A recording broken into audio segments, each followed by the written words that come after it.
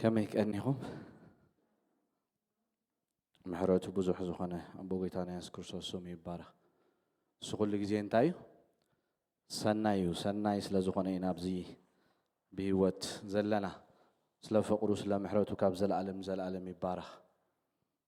ملاح مسكن كن كتسلينا طولت سلا استسألي معرف حدينا جميرنا زلنا عمتوينا زلنا زحلف شديش سومنا زخون متوي نارينا نت معرفات ببحد داراني مسينا نمتاينا قوم غيرنا إلنا معرف 10 سلسة خنزارب كلنا 10 شعات خنزارب كلنا معرف 10 سلسة خنزارب كلنا حدث لزخونه أب 10 سلسة مسبت احنا 10 شعات انتي قبري شعو كردانا إن تردانا خيديو سلازن خومينات أبت متوي معرفات ببحد حلف ندابل نارينا زحلف انتي نارينا كم معرف حدا كاب تقصي حدا ساعة تقص سلسة تقلتي فوق خون زلوا زيابير عملاق من كم زرعيو نباروتو بيد كريستوس جيرو نتراين تاجيرو أريو إلنا نتحسب أو أبتتقص حدا جميرنا نيرنا نعو حلف إلنا نبتتقص خلت تخن كيدنا تقلتي فوق خون زلوا نباروتو منتي كريوم إلو عملاق ذهبوا نايمن رأيلنا نايسوس كريستوس أبو ودي ملاخكا نيوهانس بيوهانس جيروها نباروت انت خبر كله كزارب كلنا بتمعرف نريوس لذي نباروتو بكريستوس نرايه وندغنا بيوهانس جيرو اتخون زلو تخمص زلو كما عينت هيوت كنبرهم زلوم كردوم كمهروم كلنا نريوس لذي تقلطيفو زبل قال رينا نيرنا بزحلفه قلطيفو انت معرفات كم معرف 4 ساعه 20 كلتن زلو يلوم ترجمو نغزيابير حدا معلتخا شح معلتي زبل رينا اتقلطيفو زبل قالتهم قدامو زنبر دحر يوحنس مصحافو اب حصير غزي زخون تنبيت زفصميلنا نحنا وانتا خنغبر كم زلنا غويتا خم زمص فليطنا نغويتا تدالينا كنصبيو خم زلنا ماراناتا خنبل كم زلنا ابت زحلفه كلاسنا رينا املاح زهابو نا يسوع كريستوس راي ابت غريك كريستوس بسلسه تغليصو إلنا ات مصحاف بزعبا من كم زارب بزعبا كريستوس بكريستوس كم استوهب ترأي النارينا ويكا ناي يسوع كريستوس نبرت وي مغلاص كم زخونه راي يوحنس كينا خنصنع خلنا بملوت مصحف بزعبا كريستوس يزاربنا اب 4 رينا معرف 5 جنشل كوينو تاي كم زخونه كم استحرده كم نجد كاب حزبي كاب قانقان نابون تاي كم زغبرلو ولود كم زعدغلو كهناتن انتي كم زغبرنا منغستن كم زغبرنا كم زفقرنا بدومبو كم زصرينا يلنارينا سلازي تمصحف بزعبا كل بزعبا من يزارب بزعبا كريستوس يزبرينا كريستوس بأملاح استقبب منفس تقبي بحيلي ناب غليلا مصي انتي كم زغبره نتوم منافست زاسوروم شيطان زاسوروم اندازور انتي زغبره اندا فتحه صبق زغبره يلنايو ملوكوت او حديرو كم زنبرو بزلو ملاتاو اب قولوسي يلنالو ملوكوتاو انتي كوينو كم زلو كم زنبره حديرو كم زنبره ينغرنا مدحانو مخانون رينا نيرنا سلازي تراي زبلون مقلع إلنا مقلع إلنا أملاك يوحنس تاي كم زغبرلو كم زغلصلو أملاك نفطرات الرؤوس خغلص كلن تاي نبلو تريفيليشن أبو كاليبسيس زبل حساب ابتزحل فرينا سلازي عينتهم زخفتولهم نبلعام نيلسا نبيتروس ندابلنا ونغلغل حسابات رينا نيرنا ابزينا تطوابيلنا ملختي را يوحنس كمي كم استقبلوا نمغلاص تطنقيق يوحنس تاي غيرو صحيفو ناتو زانتا ويكا انتي كيكون صواي زيكونس بقطع نتراي كاب كريستوس كم استقبلوا كفلطو سلازدليو ابتشعو غزي بزحات ناي حسوت ممهاران سلازنبرو املاح زيلاهم املاح ليخنا لك خمتا ابتبولي كيدان اغزابير زيلاهم اغزابير ليخنا اندابول ملእክቱ زومصو زنبرو اب حدش كيدانون كومو سلازنبرو يوحنس ناي اغزابير كاب اغزابير كم استقبلوا تراي كفلطوم سلازدلي نت مصحف تخبر كلينا تطنقيقو ناتو صواي كم زي كونه كاب غويتا كم استقبلوا تريفيليشن تمغلاص اغزابير انتي كم زغبرلو نكريستوس كم زغلصلو بكريستوس غيروها نيوحنس كم استغلصلو يوحنس اون تاي زغبر زلو زغلصلو نيسوس ستوسنا بوينتس كنرينا صواي كم زي كونه كاب ود كم استقبلوا كاب ابو كم استقبلوا تراي نيسوس زهابو منچو اغزابير كم زخونه انتي غبرنا را يوحنس يزارب املاح راي نمن كم زهابو بكريستوس غيرو مغلاص كم زهابه كم زخريو صنحنا ناي كل منچي من مخانو እግዚአብሔር አቦ መሆኑ አብ ስላሴ እንታይናንሪ አብ ወልድ መንፈስ ቅዱስ ኩላቶም ግን እንታያም ማዕረ ስልጣን አለዎም እትናቶም ስራሕ እዩ ግን استفلالي كم زخونه قال أملاخ مصحف قدس تاي زغبرنا زاربنا ስለዚ አቦ ንኩሉ እንታይ ከም ዝገብር ከም ዝቆጻጸር ማስን እንታይ ንሱ ይዝፈልጥ ጎይታ ኢየሱስ ክርስቶስ ኣብዚ ምድሪ ከገልግል ከሎ እታ ዝመጻላ ንሱ አነ እንታይ ይገብራን ኢሉ ኣይፈልጣን ኢሉ ተዛሪቡ ብምንታይ ግን ኣይፈልጣን ዝብዘሎ በትሰብ ምዃኑ ኣብ ፊሊፒን እንታይ ዝብለና መልክዕ ሰብ መሲሉ መልክዕ አምላክ ክንሱ እንታይ ከም ዝኾነ መልክዕ ሰብ መሲሉ ባሪያ ኮይኑ ክሳዕ ሞት እንታይ ከም ዝገበረ ከም ዝተኣዘዘ መጽሓፍ ቅዱስ ይነግረና ኣብዚ ምድሪ ክነብር ከሎ ድሩት ከም ዝነበረ በቲ መለኮት ግን ንኩሉ ከም ዝምርምር ኣብ ኢየሱስ ክርስቶስ ኣብቲ ስብእናናቱ ክልተ እንታይ ከም ዘሎ ክልተ ባህሪ ከም ዘሎ አምላኽን ሰብን መጽሐፍ ቅዱስ ይነግረና ስለዚ ኣብዚ ምድሪ ከም ሰብ ኮይኑ ክመላለስ ከሎ ድሩት ከም ዝነበረ መጽሐፍ ቅዱስ ይነግረና ንኩሉ ዝቆጻጸር ግን ምጽአት ማስ ምዃኑ ዝፈልጥን ግን አቦ ከም ዝኾነ ጎይታ ኢየሱስ ክርስቶስን በቲ መለኮት ማስ በቲ መለኮትነቱ ማስ ከም ዝመጽእ ይፈልጥ እዩ ስለዚ እሱ ይትምንጭ አቦይ እንታይ ዝገብር ዘሎ ዝገልጸሉ ዘሎ ንክርስቶስ ክርስቶስ ካ ንመልአኽ መልአኽ ካ ንመን ንዮሐንስ ክገልጸሉ ኮለይና ኣብቲ ምዕራፍ ንሪኦ አምላኽ ንኢየሱስ ክርስቶስ ትራእይ ሂብዎ እቲ ራእይ ብዛዕባ መን ይዛረብ ክንሪኦ ኮለና ካብ ዘፍጥረት ምዕራፍ ካብ ራእይ ዮሐንስ ምዕራፍ 1 ኣብቲ ምዕራፍ 1 ካብቲ ጥቕሲ ጀሚሩ ሪእዎ ዮሐንስ የዒንቱ ሃልሃል ተሓው ድምፁ ከም ብዙሕ ማያት አው ክሪኦ ኮሎ ንዮሐንስ ኣብቲ ምዕራፍ 1 ይነግረና ስለዚ አምላኽ ንኢየሱስ ክርስቶስ ትራእይ ሂብዎ እቲ ራእይ ብዛዕባ ንጉስ ናይ መን ይዛረብ ነገስታት ጎይታ እኳ ዝዛረብ እንተኾነ ኢየሱስ ንአቦ ከም ዝግዝኦ ግን መጽሐፍ ቅዱስ እንታይ ይገብረናይ ይነግረናይ ይምህረናይ بملكو أملاك كنسو نتي معرى أملاكنتو أنت لنا فيليبي كم منزع أيرين كم سب كوينو باريا كوينو ناي باريا ملك حزو كسع موت أنت كم زخونة كم استعزز أما صحاب قدس تاتوا حد جزيم سكبرتو أنت يلبلنا تسألي بلنا متسألي حدا نجر كوينو فقاد كذا أيخون بر فقادي أيخون ذات وازع تحلف دليل لو كنت تخبرين أبز مدر متيانه فقاد كجبري متي أبون ود أنت خون كله ينهريو كجزء كإزازو كسع موت يبلنا ود كنسوسي مزاز أنت يبلنا براين معرف حموشة تماهيرو جزائي كنسو نعين نعاهم من قبل أنت يكوينو دروت كم زخانة مصحف قدس ينقرنا نبو كم زجزء بقلت مصحف قدس يمهرنا ينقرنا يسوع كريستوس سالس حسب نمل أخون تاي جبورب لنا أرايا أبو نودي ودخا ترى إن من كريو خلّو نمل أخو قلت قالوا خلّينا نريو قويتان يوحنس بعلو يقول لك قالوا كأنت نبرة أبتمعرف حد خنريو خلّنا تقليش اللي بحيلي يعني هل تحاويت أقول كم تعداد أبري يلولو كابافو كنت زعفو السيف دمتو كان بزح مايات يلولو تقليش قالوا له بتمعرف حد أبات موس كله نبتن محبرات صحاف قبله خلّو نتيجة زاروز نبرة دمتي يقولوا حلو خري مسجمر يوحنس حد زجرم أملاكن سبن زخانة كريستوس أو كم سب كم زرعه ينقرنا مالش لازم قويتان يوحنس بعلو كوي قلت قالوا أنت نبرة زبزح ملقتات يوحنس قلت قالوا زنبورجنا ملأخت يوم أبت متصحف تقينا خريو خلنا ملأخت أنت يجبر نيرهم نتزرعه لك دانيال أب معرف شوعته أم معرف شو مونته أم معرف عسرته جبريل النامس أنت يجبروا خمس نبرة معرف شعته كنا خريو خلنا دانيال يقلت قالوا خمس نبرة نتحلمتات نابنتنا 7 سومنا بحزب إسرائيل زخون أبحزب خاز زخون يلوز قالوا قالوا قويت هيس كرسوس هيكونني جبريل تحجبروا له خلنا ينانري كقلت قالوا خلوا at the same time كان يوحنس تحجبروا له خلوا توم ملأختي كقلت قالوا خلوا نتزرع أزنا برراي لسيا معرف حموشته أنت يرينيرو بدقن بوتس أنت تقول المصحف مصرعه نتمصحف زفتحه مستسعنا يوحنس مسبخه نتنا يهودا بسا سور داويت ندخ جبريلو كفتحه يلو ملأخ قلت قالوا كزاربو خم جمرة ينانري أم معرف 10 تون رينيرنا حد جاينت زخونه عبي ملأخ حد أجرو مريت حد أجرو أماي جيرون تخجبر كله يوحنس كزاربو كله تقول المصحف يسوع مستزاربه نقوداتات كم زخونه أبترأي ينقرنا نتنقودا خد عفوا خم زي بقولوا ترجمات نقرأ كردو خلوا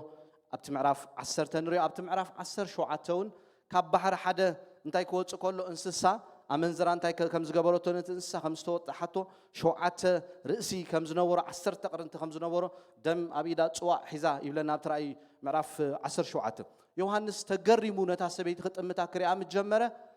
تجرمي تترجم كأي تردون تملا أحد المتين أنت يبلو أجوخاي تسبت أنا أنت حجبر الكاي ترجم الكاي عند بالنا ترى أنت حجبر له خلوا ترجم لهم كقلت قالوا كلنا أنا توم نجست حموش تحالفهم حدا له شواعي بحج خمتيو سامنا عند باله نتي خون زلوا أبتمود دعتا زمن حفظ تبهله توم ملا أخت أنت حجبر له خلوا ክገልጹሉ ከለው ስለዚ ስርዓት ንሪዮን አቦ ንወዲ ክገልጸሉ ከሎ ምግላጽ ሬቨሌሽን ዝበልናዮ ትምግላህ እንደገና ወዲ ካን መንገልጸሉ ከሎ ንዮሐንስ መላእክቱ ሶር መላእክቱን ንዮሐንስ ገልጸሉ ከሎ ስለዚ ንዮሐንስ ግን ክልቲኦም እዮም ዝግለጹሉ ጎይታ ገለጸሉ ነይሩ መላእክት ካ the same time ይግለጹሉ ነቲ ዝሪኦ ዝነበረ ካ ይትርጉሙሉ ከም ዝነበሩ ኣብቲ ራእይ ኩሉ መጽሓፍቲ ይነግረና ቢድ መልአኹ ልይኹ ንባሪ ዮሐንስ ታይ ገበሮ ብለና ኣርአዮ ንባሪ ዮሐንስ ታይ ገይሮ ጎይታ ኢየሱስ ወይካ አቦ ከም ዝገለጸሉ ነቲ ራእይ እንታይ ከም ዝገበሮ ከም ዘርአዮ ናይ እግዚአብሔር ነገር ትምግላህ ሬቨሌሽን ንብሎ እግዚአብሔር ተዘይገሊጽልካ ናይ እግዚአብሔር ነገር ክርዳእካ ኣይክእልን እግዚአብሔር ባዕልና ክንበጽሖ ይንክልና ብፍላይ ድሕሪ ውድቀት ሰብ ካብ ተሐማቕን ጽቡቕን ተፍልጥ ኦም ምስ በልዐ ካብ ኣምላኽ እንታይ ኮይኑ ተፈልዩ ብድሕሩ ሰብ ንኣምላኽ ደሊ ክረኽቦ ኣይክእልን እዩ ዓቕሚ የብሉን እግዚአብሔር ባዕሉ መጽዩ እንታይ ዝገብረሉ ዝግለጸሉን ሐሳቡን መደቡን እንታይ ዝገብረሉ ዘረዶን ዘብርሃሉን ባዕሉ ግን ድሕሪ ውድቀት ሰብ ንኣምላኽ ክረኽቦ ክበጽሖ ኣይክእልን እዩ ስለዚ ንባሪ ዮሐንስ እንታይ ይገብረሎ የርእየሉ ኣብቲ መወዳእታ ዘመን ዝኸውን ሓሳበይ እዚዩ ነዚ ኸ እንታይ ግበሮ ጽሓፎ እንዳበለ ንዮሐንስ ብመላእኽቱ ገይሩ ገልጸሉ ከሎ ንሪኦ ዝበዝሕ መላእኽቲ ዝበዝሕ መልእኽትታት መላእኽቲ እዮም ንዮሐንስ ዝግለጹሉ ነይሮም ንልዕሊ 66 ግዜ ኣብ ራእይ ዮሐንስ እንታይ ኮይኖም ኣለዉ መላእኽቲ ተገሊጾም ኣለዉ ልዕሊ 66 ዝኸውን ግዜ ኣብኡ ንኣምላኽ እንታይ ክገብሩ ከለዉ ከምልኹ ከለዉ ኣብቲ ምዕራፍ 4 ከይድና ክንሪኦ ከለና ሽማግለታት ብለና ምሽሓቄቶም 24 ሽማግለታት ኣንበሳ ብዕራይ ነብሪ ቶም 4 እንስሳ ዘለዎ እንዳበለ ኩላቶም እንታይ ክገብሩ ከለዉ ከምልኹ ክሰግዱ ከለዉ ቃሉ ኸ እንታይ ክገብሩ ከለዉ ክገልጹ ከለዉ ኣብ ምድሪ ናይ እግዚአብሔር ፍርዲ ከምፁ ከለዉ ኣብቲ ምዕራፍ 15 16 ርኢና ያለና ክንደይ መላእክቲ ኢና ንርኢ 7 ጽዋእ ዝሓዙ ነቲ ጽዋእካ ናብ ምንታይ ከፍስዎ ከለዉ ናብ ምድሪ ከፍስዎ ከለዉ ቁጣዕ ኣምላኽ ኣብ ምድሪ ክኸውን ከሎ ቁጣዕ እግዚአብሔር ኣብ ምድሪ ከፍስሱ ከለዉ ኢና ነቶም መላእክቲ ኣብቲ መጽሓፍ ንሪኦም ልዕሊ 66 ግዜ ተጠቂሶም ኣለዉ ስለዚ ኣብቲ መእተዊ ክዛረብ ከሎ ኣቦ ንወዲ ገሊጹሉ ወዲ እውን ንመን ከም ዝገለጸሉ ንመላእክቲ መላእክቲ ከዓ ንዮሐንስ ከምኡ እንዳበሉ ክገልጹሉ ከለዉ ኣብቲ መእተዊ ዝነግረና እቲ ራእይ ዮሐንስ እኳ እንተተቐበሎ ብዮሐንስ ገይሩ ግን ንመን እዩ ዝልእኸሎም ዘሎ ነቶም ባሮቱ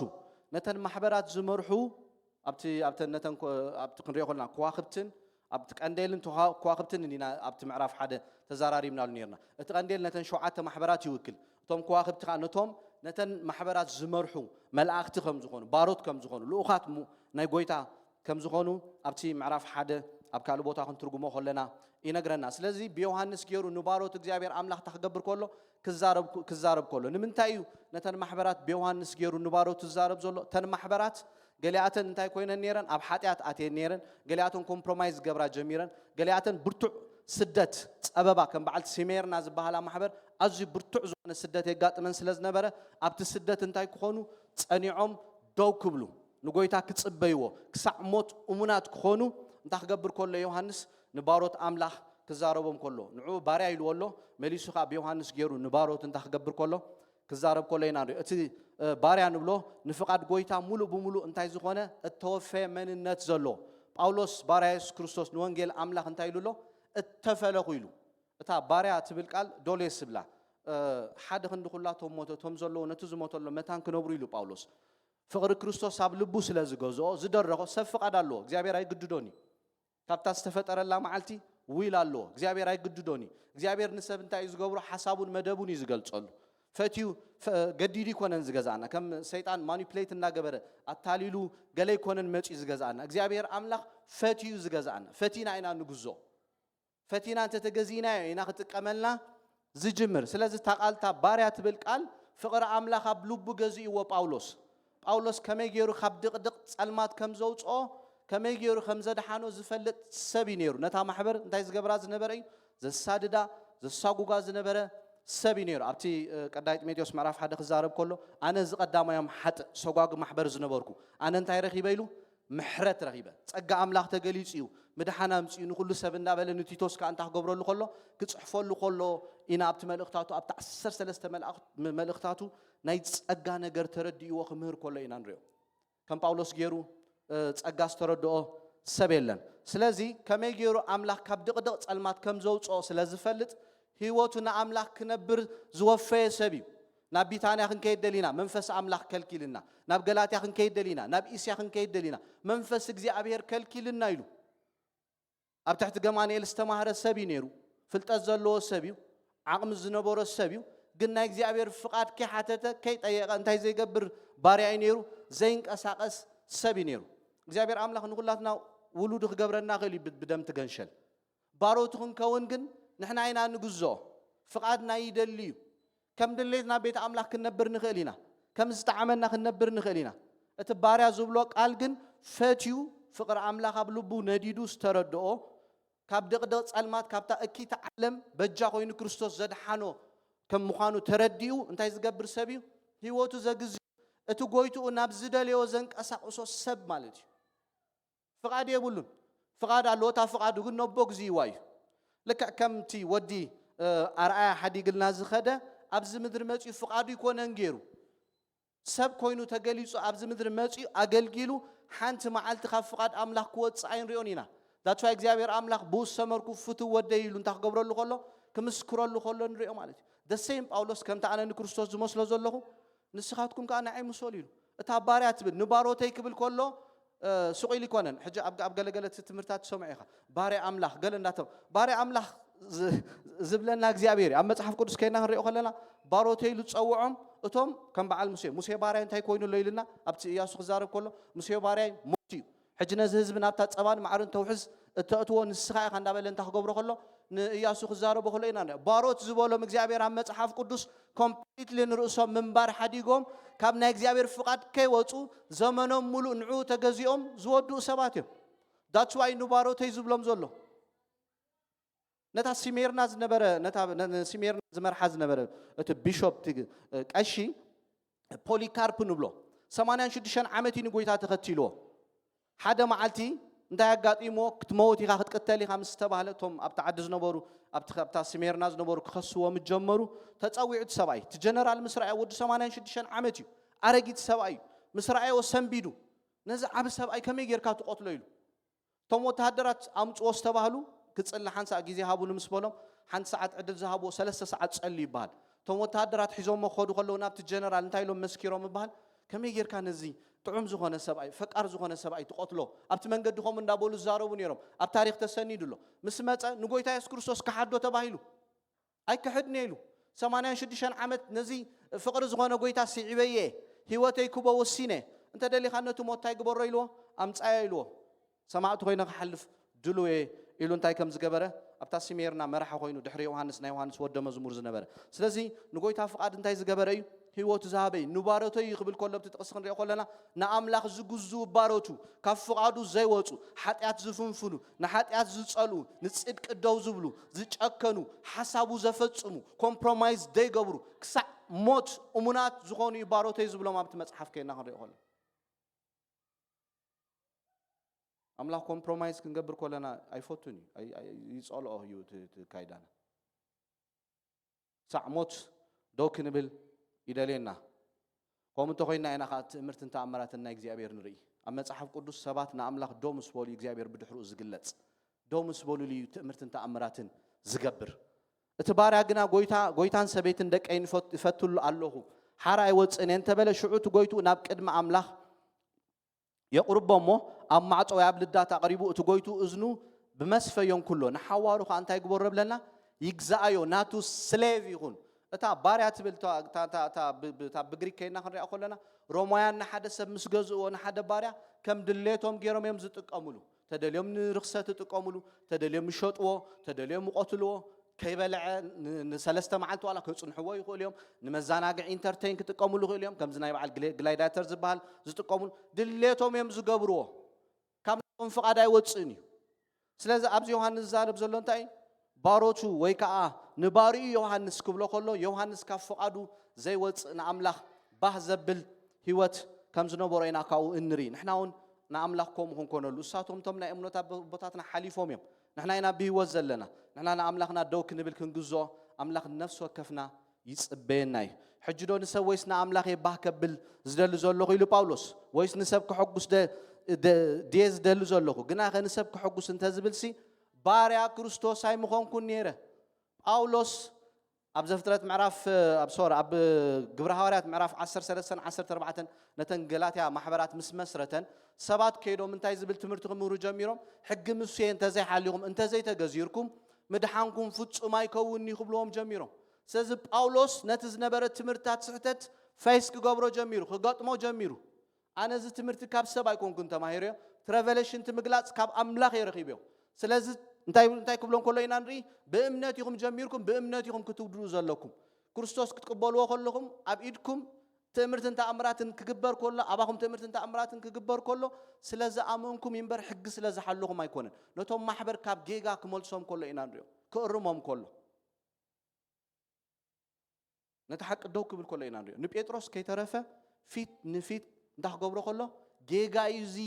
ትጋገይ ኢኻ ዘለኻ እንዳበለ እንዳክገብሮ ከሎ ክእርሞ ከሎ ኢና ንርኢ ጳውሎስ ንዑ መጺኻ ክትንክፎ ድሌትካ ክትብሎ ወላ ሓንቲ ይብለካኒ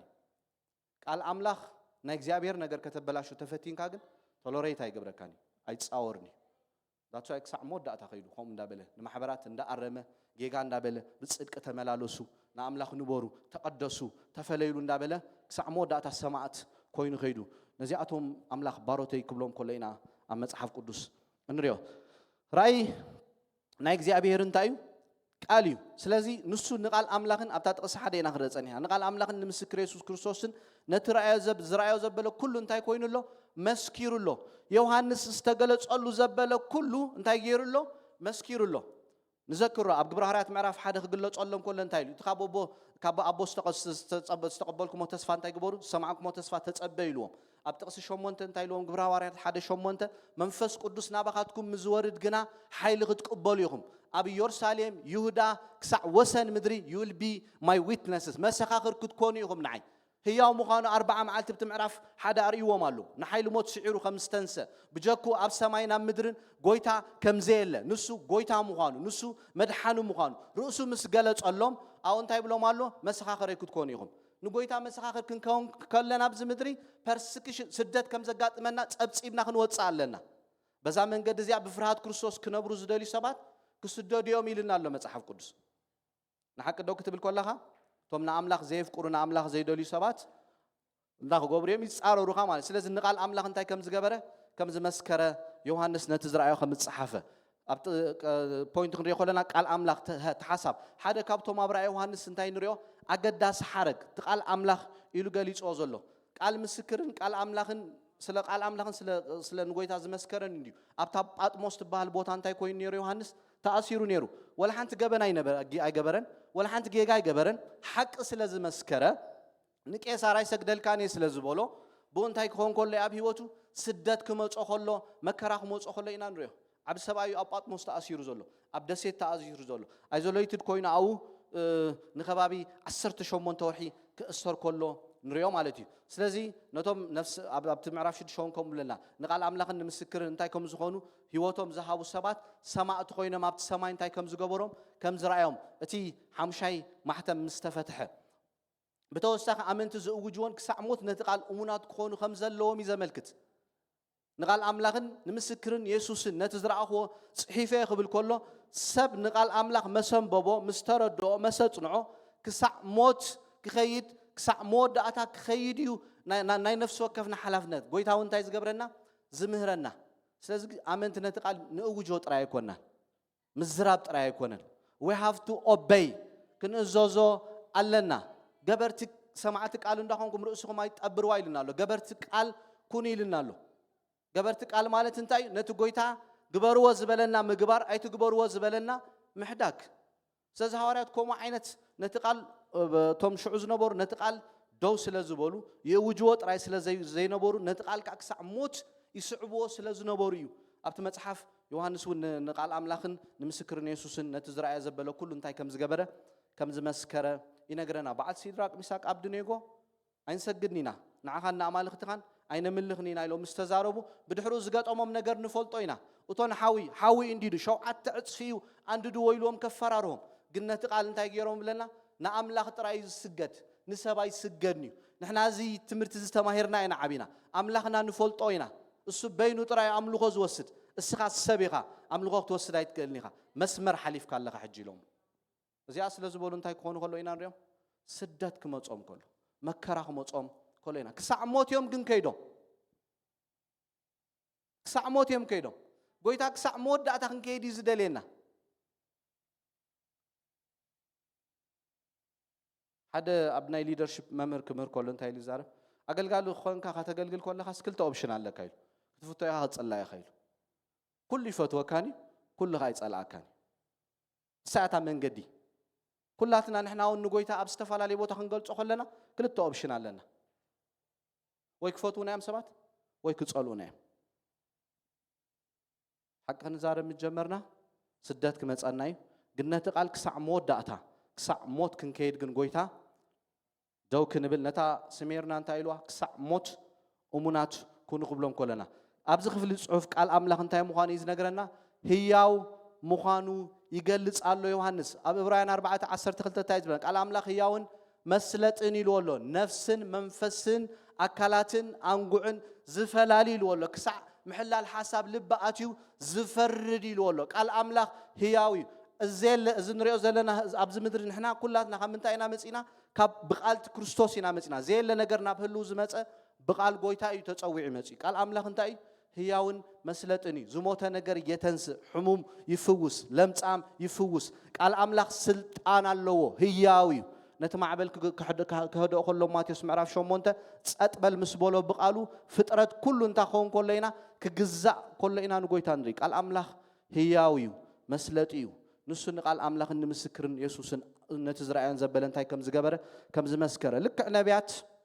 ኣብ ብሉይ ኪዳን ገሊጾሞ ተገሊጹሎም ከም ዝጸሓፍዎ ዮሃንስ እውን ካብ ኣምላኽ ተቐቢሉ እንታይ ክገብሮ ከሎ ኢና ንቃል ኣምላኽ ክጽሕፎ ከሎ ንሪኦ ስለዚ ናቱ ጽውጽዋይ ከም ዘይኮነ ናቱ ዛንታ ከም ዘይኮነ እቲ ሬቨሌሽን ካብ ክርስቶስ ከም ዝተቐበሎ ኣምላኽ ኣቦ ንወዲ ወዲ ንመልኣኽ መልኣኽ ካብ ንዕኡ ከም ዝገለጸሉ ተቐቢሉ እንታይ ከም ዝገበሮ ከም ዝጸሓፎ ነቶም ዝቕበልዎ ዘለዉ ይነግሮም ኣሎ ናቱ ቃል ኣይኮነን ናይ እግዚኣብሔር ቃል እዩ እንዳበለ ነቲ መልእኽቲ ክጽሕፈሎም ከሎ ንሪኦ ናይ ኢየሱስ ክርስቶስ ምስክር ኮይኑ እታብታ ግብረ ሐዋርያት ዝረኣናያ መሰኻኽር ክትኮኑን ኢኹም ዝበሎ እግዚኣብሔር ኣምላኽ ንዑ እንታይ ክገብረሉ ከሎ ጎይታ ኢየሱስ ክርስቶስ ክግለጸሉ ከሎ ምስክር ክኸውን ከሎ ኢና ንሪኦ ምስክር ዘመልክት ናይ ሓደ መግለጺ እንታይ ይገብር የመልክት ኣብ ዮሃንስ እንታይ ዝብለና ቀዳይ መልእኽቲ ዮሃንስ ምዕራፍ 1 ካብ ጥቕሲ 1-2 ነቲ ዝረኣናዮ ሓቂ ዝሰማዕናዮ ዝረምሰስናዮ እንታይ ህይወት እንታይ ጌርና ኣለና ርኢና ኣለና ጥዒምና ኣለና እዚ እንታይ ንገብረኩም ኣለና ኢሉ ዮሃንስ ንነግረኩም ኣለና ንገልጸልኩም ኣለና እዚ እንታይ ጌርና ኢና ርኢናዮ ኢና ንሕና መሰኻኽር ኢና ጴጥሮስ ክዛረብ ከሎ እንታይ ኢሉ ኣብቲ ደበና ብኡ ዝሰመርኩ ፍትው ወደይ ክብል ከሎ እዚ እንታይ ጌርና ኢና ሰሚዕና ኢና ፅውፅዋይ ኣይኮነን ንሕና ዝተዛረብናዮ ዛንታ ኣይኮነን ታሪክ ኣይኮነን ሓቂ እዩ እንዳበለ እንታይ ክገብር ከሎ ዮሃንስ እውን ኣት ሴም ታይም ነቲ ቃል ኣምላኽ ጴጥሮስ እውን እንታይ ክገብር ከሎ ክምስክር ከሎ ኢና ንሪኦ ኣብ ሰማይ ዘሎ ኩሉ ሓቅታት ንጎይታ ኢየሱስ ክርስቶስ እንታይ ከም ዝገበረሉ ከም ዝገለጸሉ ሓደ እኳ ንኣምላኽ ዝረኣዮ ሰብ የለን እቲ ኣብ ሕቑፎ ወዲ ዘሎ ወዲ ንኣቦ እንታይ ገይርዎ ብለና ኣብ ዮሃንስ 1:18 ክዛረብ ከሎ ኣግሂድዎ ይብለና ልክዕ ከምቲ ናይ ኣቦ ባህሪ ኩሉ ኣብዚ ምድሪ ንሰባት ዘግለሀ ዝገለጸ ወዲ ዮሃንስ እውን ኩሉ ነገር ተገሊጹሉ እንታይ ክገብር ከሎ ነቲ ሓቅታት ክጽሕፍ ከሎ ክስንዶ ከሎ ናብተን ማሕበራት ክልእኽ ከሎ ንዓና እውን ነቶም ብድሕሪ ሕጂ ብእሱ ኣብ ዘይነበረሉ ብድሓር ንውለድ ንዝመጽእ እንታይ ከም ዝኸውን ክጽሕፈልና ከሎ ነቲ ዝረኣዮ ሓቅታት ካብ ሰማይ ተገሊጹሉ ኣብ መልእኽቲ ክጽሕፎ ከሎ ኢና ንሪኦ ስለዚ ቃል ኣምላኽ እንታይ እዩ ሓቂ እዩ እቲ ጥቕሲ 3 እንታይ ብለና እቲ ዘመን ዝቀረባ እዩ እሞ እቲ ነዚ ቃል ትንቢት እዚ ዘንብብን እቶም ዝሰምዖ ነታው ተጻሒፉ ዘሎ ዝሕልዎን እንታይ ኢልዎ ሽዑ ቡፃኣን እዮም 3 ፖይንት ተቐሚጡሉ እቲ ቃል እንታይ እዩ ትንቢት እዩ ፕሮፌሲ እዩ ነቲ ቃል ከዓ እንታይ ክገብርዎ ኣለዎም ሰባት ክሰምዕዎ ኣለዎም ሰሚዖሞ ጥራይ ኣይኮኑ እንታይ ክገብርዎ ዘለዎም ከንብብዎ ኣለዎም ኣንቢቦም ጥራይ ኣይኮኑ ስቕ ክብሉ ዘለዎም ክሕልውዎ ኣለዎም ኢሉ ጎይታ ኢየሱስ ክርስቶስ ንዮሃንስ እንታይ ክገብሮ ከሎ ክገልጸሉ ከሎ ኢና ነቲ ትንቢት ኢልዎ ኣሎ እቲ ቃል እቲ ትንቢት ዝንበግና ንሰብ እንታይ ክኸውን ኣለዎ ዝሃንፅን ዝምዕድን ዘጸናንዕን እዩ ዝዛረብ ቋንቋ ዝዛረብ ንርእሱ ይሃንፅ ትንቢት ዝንበግና ንማሕበር እዩ ዝሃንፅ ኣብ መንፈሳዊ ዓለም ክልተ መንፈሳዊ ዓለም ኣሎ ኦኬ ነናይ ማዕጾና ንኸፍት ተጠንቂቕና እንተ ዘይፈሊጥና ንሕና ኢና ቪክቲም ንኸውን ኣብ ሓደጋ ንኣቱ ማለት እዩ ንእግዚኣብሔር እንድሕር ማዕጾና ከፊትና ንእግዚኣብሔር ክንሰምዕ ተጀሚርና ንእግዚኣብሔር ዝሰምዕ ሰብ ይጸናናዕ ይፍወስ ይውስኽ ይዓቢ ነቲ ኩሉ ዝኽእል ጎይታ ስለ ዝኸፈትካ ማዕጾኻ ማለት ኣብ ህይወትካ ለውጢ ኢኻ ትርኢ بت حدا من قد خينا خنكي كريو خلنا خا أبت مودات زمن سبات نب مهرة أجان تنصحت منافسن كم زخود قال أملاخي نقرنا أب حدا بيت كريستيان بقدامي كمزي كمسكوري سمعني رأي جرمن نيرو قويتها تقبلي لي متسين أبت محبر قويتها تقبلي له مسمات لك كم تعب قبر هارات أولس زقات أمم مالش لك ما الأختات كم تقولوا جميور نتمم نقل قلت خي ترف أوكي ما الأخبار هني مسري له كلا يكرون تسمع رف عصر تحت أقول قلت هم ندابل أنت جيروا له أولس قال يقول ما الأخبار هني مسري تيل الناسي زدنا قرنا قر جيري فيد زقبر نسب مالش قال حق الله مالش كم تنهيوان زقبرا مالش سلازم تمحبر تايلو ما الأختي مس أقول قلت قبلوا جميرهم من قبلوا جميرو أما السبزي تمرت دحنا تماهيرو ودو مزمور تماهيرو أقول تماهيرو أقول كجمر الله تتبع كتع خينو كم يجيرو زي مقلات أتندامت زلوا نجار أبز محبر ندان نجار ندات الزارب خم يجيرنا نزنو مهرو نام بالكيدوم مالتي دحر لك كمتي أب سماريا فيليبيوس مسكدا كريستوس مسبق اللهم سمون زبالت أنقالي نتمدر انتاي قبرون يرب لنا يستنكرون يرب تأمرت انت عمراتن اتهزب خابت تأمرت انت عمراتن استلع انتاي لي زعم من نيرو أزي سبزي كاب أملاخي يلوم كاب أملاخ كم زمت أجيرهم يمزق قبلوا نيرو كسع من زمت كسع تقبيو زمت فيليبوس تديكن كسع زمت انت هاي كونن أي تفلين مسمت أجن تاي كوينو تفليو نجارات مالتي بدحور نابت بيتك شان حدا أجازو الله خجل مسمت تسب كنا قف جميرو مالتي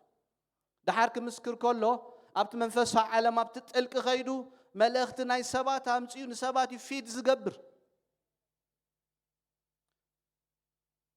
you know كم عين السبات ملأخت خوبنا أنت جميرهم سلام يقولون وشتنا بفلاي مسجويتات صبق حبرت تلينا سلام يسمع كان كاب أملاخ تخوينو جن بسلام ونتح جبرك جمر جزابير كسنيكا يجمر كنرينا نبتسقطي أي وستكانيو ناب عرفتي ناب سلامي زوستكا سز نبيات أبولي كيران منفس أملاخ زوردهم وسنات أنتي قبرون يروم كهنات نجستات نبيات منفس أملاخ أبعتاتهم ممتز بوم جيرو أنتي قبر كم زنبرة كم زحد رزنبرة ينقرنا أبعتاتهم كاينب كم زنبرة أو وسنات سبات نايمت أيريو نسحي سوكو سرعات أملاخ كأنتي قبرو يمورو أبحدش كيران نمحبرات نمرحت هاجر ملأختي يمسو أبوه وديه وزول أبتي إفسون معرف 4 تناي نبينت أوفيس مالتي كم عتاتهم سبات أنتي قبرو نمرحتي نبيت كريستيان نهاجر ملأختات كم تسوي يجمرو بمنفس قدوس حيل زوهاب أبتي تقبالي بحسب برأي بحلم زمت ملأخت أملاخي أتو بروفيسي أتو تنبيتي الله نريق لنا بإمنت بدليت سب من الباي أيكونن سلاس دلخ أيكون كان تنبه تاع النبي تبل أف أملاخ مالته أملاخيو أنت دلي عطوكا أنت دلي خفتكا أنت دلي زارب أنت دلي أي زارب وكيل غير كازولو كتزاربولو السبز دليو ساعات كتزارب سوق تيلخا سوق كتبليو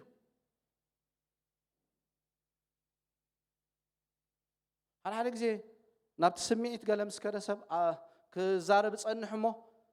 أملاخ سوق مسبله سبات كتصبي ومسرعه قال سب بسميت نابكال نجر خير جمر مصحف قدوس كان باولوس كزارب كله نعنا كم أقلقلت أملاخ كم مجبت مستر أملاخ قصورنا ندابل خزارب كله نفس وقف أقلقالها بتستو هبو تسقع أمونك خون كم زلوا ينقرنا سلز ده لخاي كون كانت نبه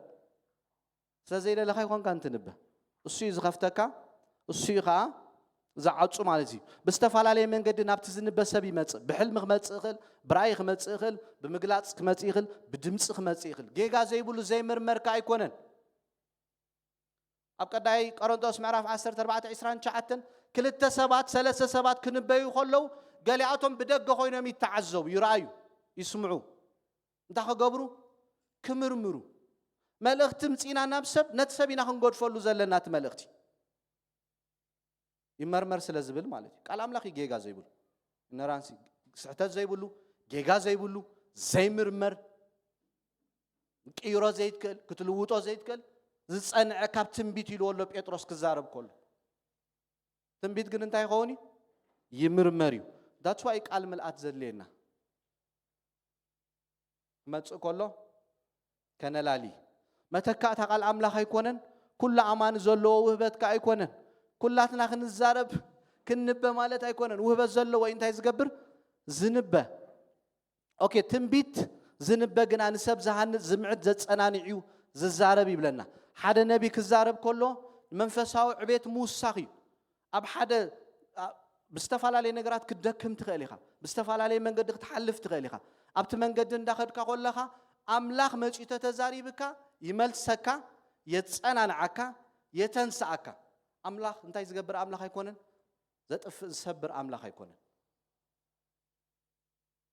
ሻምበቆ ይሰብርኒ ኢሉ ወሎ ምሽ ሓቂ ነታ ጧፋ ያጥፋእኒ ይልናሉ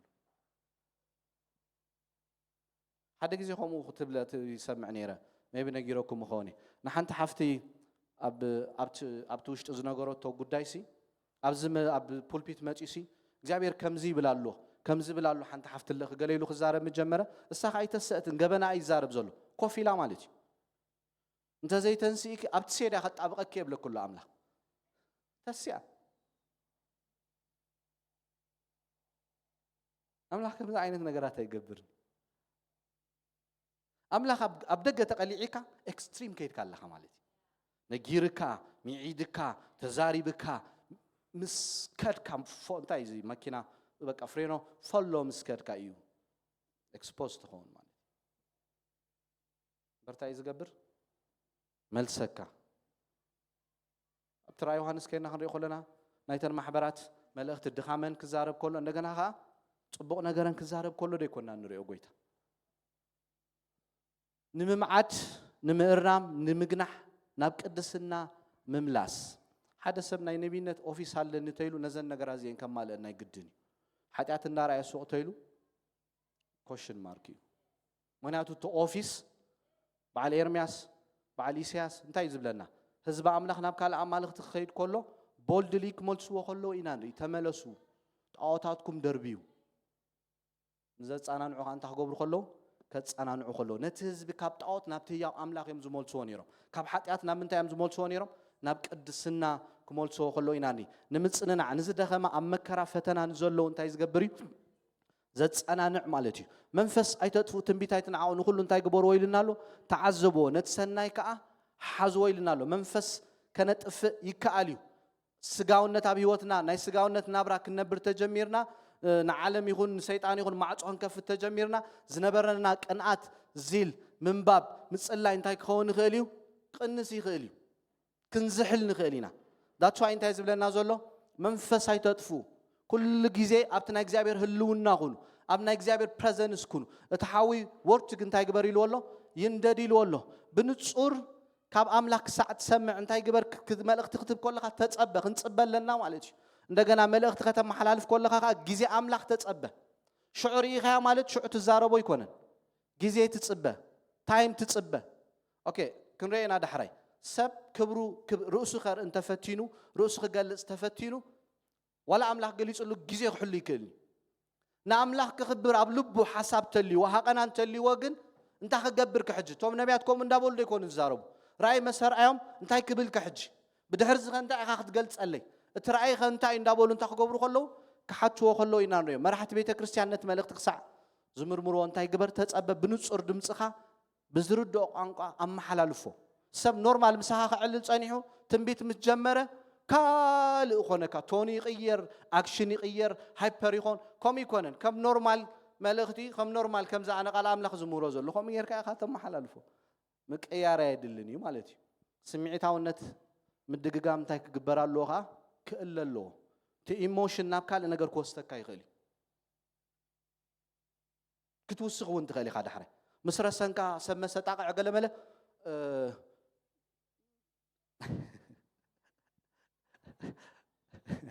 እንጥንቃቕ ኣለና ማለት ሰብ ከወርደካን ከደይበካን ቀሊል ስለ ዝኾነ ንኣምላኽ እንዳሰማዕካ ከተገልግል ሕሸካ ማለት ከምኡ ስለ ዝኾነ ሰብ ዓቕሙ ስለ ዝኾነ ድሩት ስለ ዝኾነ ሊሚት ስለ ዝኾነ ሆሳዕና እንዳበሉ እትዮም መስቀል ኣሸኪሞም ደሴም ሰባት ማለት እዩ ደሴም ህዝቢ ማለት እዩ ስለዚ ጽባሕ ንጎ ክንሕተት ስለ ንኽእል ከነመሓላልፍ ከለና ብዝርዳኣና ስምዒት ከይገበርና ከም ዘለና ከነመሓላልፍ ኣለና ስለዚ ትንቢት ንዝበዩ ሰባት ብኸመይ ክንምርምር ኣለና መጽሓፍ ቅዱስ ዘጠንቅቐናን ዝምህረናን ካብ ክርስቶስ መልእኽቲ ተቐቢሎም ንዛረቡ ሰባት ብጥንቃቐ ክንምርምሮም እዩ ዝምህረና መንፈሶም ክንፍትሾ ህይወቶም ክንፍትሾ ብፍሬዮም ከተላልይዎም ኢኹም ኢልና ኣሎ ሓላፍነትና እዩ ተጠንቂቕና ክንምርምር ኣለና ምክንያቱ ገለገለ ሰባት ትንቢት ተቀቢሎም ናብ ዘየድሊ ህይወት ከይዶም እዮም ናብ ብዙሕ ዕንወት ኢኻ ትኸይድ ምስ ተቀበልካዮ ንባዕሉ ግዜ ውሰደሉ ጸልየሉ አስተንትን ሕሰብ እግዚአብሔር መሊሱ ኮንፈርሜሽን ክበካ ማለት እዩ ጥንቃቄ የድልዩ ዝዛረቦ ዘሎ መንፈስ ቅዱስ እምበር ሰይጣን ከም ዘይኮነ ከነረጋግጽ መንፈሶም ክንምርምሮ ናይ ነፍስ ወከፍና ሓላፍነት እዩ ኦኬ ኣብ ገዛኹም ከይድኩ ኣብ ገዛና ካብ ቤተክርስትያን ወፂኹም ንኻል አገልጋሎት ትኸፍትዎ ማዕጾ ደገ ንሕና ይኮንና ንሕተት ኦኬ ተቀበልዎ ክፈትሉ ተይልናኩም ንሕና ኢና ንሕተት እንተ ዘይልናኩም ግን ንሕና ይኮንና ንተሓተት ባዕሉ ትሰቢ እንታይ ዝኾን ዝሕተት ማለት እዩ ስለዚ ኣይንተሃወኽ ትዘመን ናብ መወዳእታ እዩ ዝኸይድ ዘሎ ቃል ኣምላኽ ነጊርና ኣሎ ኣምላኽ ዝሽፈነሉ ዘሎ ዘመን ይቤቱ ኣምላኽ ዘይስበኸሉ ዘሎ ዘመን እዩ ኣምልኾ ኣሎ ቤት ኣብ ኩሉ ነገር ኣሎ ሓይሉ ግን እንታይ ዝኾነሉ ዘሎ ዘመን እዩ ዝከሓደሉ ዘሎ ዘመን እዩ ስለዚ ናይ ነፍሲ ወከፍና ሓላፍነት እዩ ካብ መንፈስ እዮም መንፈስ ቅዱስ ይዛረብ ዘሎ ወይስ መንፈስ ካልእ ክንመም ሓላፍነትና እዩ ማለት እዩ ሰይጣን ኩሉ ግዜ በቶም ናቱ ዝኾኑ ጠንቆልቲ ንዘመናት ክዛረብ ፀኒ ሕጂ እውን እንታይ ይገብር ኣሎ ይዛረብ ኣሎ ክሳዕ መወዳእታ ናብቲ ቃላይ ሓዊ ክሳዕ ዝድርበ ናይ ግድን ብሰባት ሓሊፉ ዝዛረብ ክልቲኦም ሰባት እዮም ዝጥቀሙ ኣምላኽ ሰባት ይጥቀም ዲያብሎስ ሰይጣን ይጥቀም ሰባት ይጥቀም ማለት እዩ ንሓሶት ኣባእ ስለ ዝኾነ ድምፂ ኣምላኽ ዝሰምዑ ሰባት ኩሉ ግዜ ከስሕቶምን ከታልሎን ዘለዎ ሓይልን ጥበብን ይጥቀም በዓል ጳውሎስ ምስ ከዱስ አገልገልቲ ትልዑል ኣምላኽ ይኹም እንዳበለት ኮላሲ እንታይም ገይሮማ ዲሰርን ገይርዎ አላልይዎ ርእይዎ ነቲ መንፈስ ዴሪክ ፕሪንስኮም ሕጂ ምሳና ብቲ ፉል ታይም መእተናያ ነርና ብል ማለት እዩ ፈሊ ርእይዎ ነቲ መንፈስ ክግስጾ ከሎ ኢና ንርኢ ቀልስና ምስ ስጋን ደምን ኣይኮነን ምስ ሕልቅነት መናፍስቲ ከናይ ጸልማት ገዛእት ዓለም ብድሕሪ ሰባት ብድሕሪ ዓለም ኮይኑ ዝዓይ ሲስተም ኣሎ ነቲ ሲስተም ከተላልዮ በእምሮ ብፍልጠት ኣይትበጽሖን ኢኻ ኣምላኽ ዓይንትኻ ከፍተልካሉ ካብ ኣምላኽ ዲኮነን ሰይጣን በተመን ተመሲሉ ቃል ኣምላኽ ለዊጡ ከምቲ ንሄዋን ዘስሓታ ንዓናውን ኩሉ ግዜ ከስሕተናን ከታለናን እዩ ዝደሊ ኣብቲ ናቱ ናይ መፈንጠራ ትራፕ ይኸእትወና ዝደሊ ኣው እንተ እቲካ ሽዑ ኣይትዓብን ኢኻ ኣይትውስኽን ኢኻ ዲፕረስ ይገብረካ ማለት እዩ ታርጌት ውሳያ ማለት እዩ ብዙሕ ግዜ ነዚ ዝገብሮ ቦቶም እግዚአብሔር ተዛሪብና ብዝብሉ መሳርሒ ገይሩ ብምጥቃም እዩ ኣብ ዘመን እስራኤል እግዚአብሔር ዘይለኣኹም ልኢኽና እዩ ብምባል ይዛረቡ ከም ዝነበሩ ኣብ ኤርምያስ ንረአዮ ክፍሊ ጽሑፍ ኣብ ኤርምያስ ምዕራፍ 5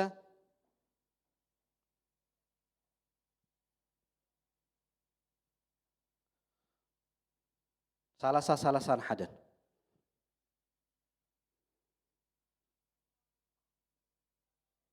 ኣብታ ሃገርቲኣ ጉድን ዘሰክሕን እዩ ዝግበር ዘሎ ነቢያት ሓሶት ይንበዩ ካህናት ከቢዶም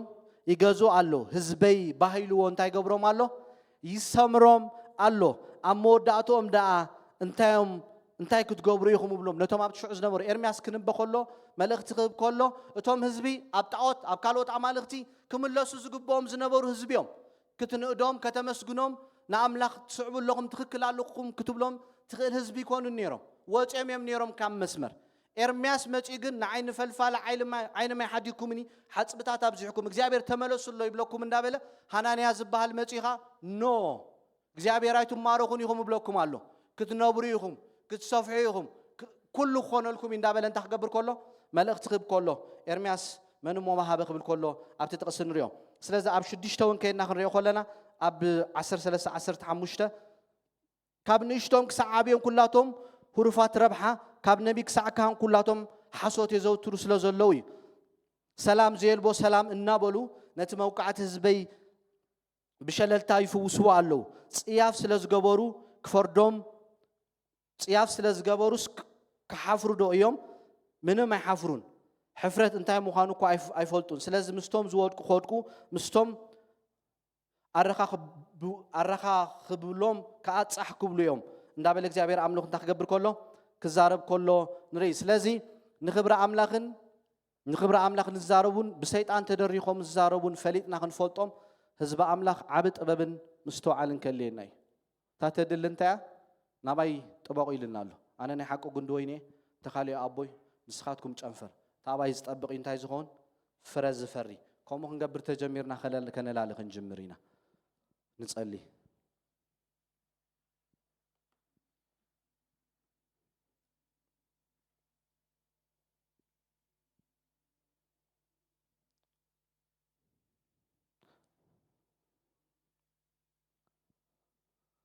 እስከ እግዚአብሔር ምስተዋዓል ክበና ጥበብ ክበና ከምቲ ዮሐንስ አጳጥሞስ ኮሎ ዒንቱ ዝኸፈተሉ ራእይ ክርኢ ዝራእዮ ንበልዓም ነቲ መልአኽ ክሪኦ እንታይ ገይርዎ ብለና የዒንቱ ከፊቱሉ ንጴጥሮስ የዒንቱ ከፊቱሉ ንገሃዝ የዒንቱ ከፊቱሉ እግዚአብሔር ብኩሉ ነገር የዒንትና ክኸፍት ክረድአና ጥበብን ምስተዋዓልን ካወይን እንታይ ዝገብራ ብሽም ኢየሱስ ክርስቶስ ናዝራዊ የዒንትና ይከፈት ስኻ ሓቂ ኢኻ ቃልካ ሓቂ እዩ ናብ ቃልካ ክንጽጋዕ ርድአና ቃልካ ሓቂ ምዃኑ ቃልካ ምሂርና ኣሎ እግዚአብሔር ንሓቂ ክትፈልጡ ኣይኹም ተሓቂ ሓራ ከተውጻኩም ያልካና ኣለኻ ሞ እግዚአብሔር ኣምላኺ ናባኻ ምጥባቕ ይኹነልና ንዓኻ ንቃልካን ምጽማዕ ይኹነልና እግዚአብሔር ክንጽበየካ ቃልካ እንዳንበብና እግዚአብሔር ነቲ ትብለና ዝተዛረብካና እንዳተኣዘዝና ክንከይድ ዒንትና ክፈተልና ክንጭክን ደው ክንብል ደግፈና እግዚአብሔር ዒንትና ክፈቶ ከምቲ ንጢሞቴዎስ ጳውሎስ ዝበሎ ኣሕዋተይ ዳስኻ ንርእስኻ እንታይ ግበር ንርእስኻ ንትምህርትኻ ተጠንቀቕ ኢልዎ ተተጠንቂካ ርእስኻ ከተድሕኒኻ ነቶም ዝሰምዑኻ ከተድሕኒኻ ኢልዎ ኣብ ኩሉ ምእታውና ምውፃእና ክንጥንቀቕ እግዚአብሔር ክረድአና እግዚአብሔር ዒንትና ክኸፍት እግዚአብሔር ጸጉ ከብዛሐልና እግዚአብሔር ካብታ እሱ ዘይደልያ መንገዲ ክመልሰና ናብታ እሱ ዝደልያ መንገዲ ናብኣ ክመልሰና ታቕንዕቲ መንገዲ ኸርእየና ብክርስቶስ ኢየሱስ ስም مغفات يكون أبز محبر زكزيابير أملاخي نعاقا تراي كنسمع نغالكا تراي كنسمع ندمتخا تراي كنسمع أكينا دوك نبرد عنا كانت تونا زكزيابير أملاخي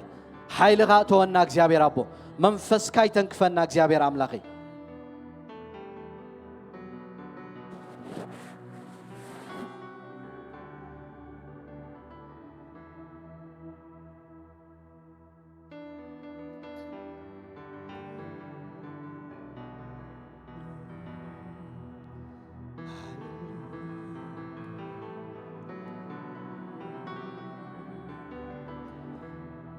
منفس قدوس هاليلويا تقوت أتصرخ لنتنا هاليلويا منفس قدوس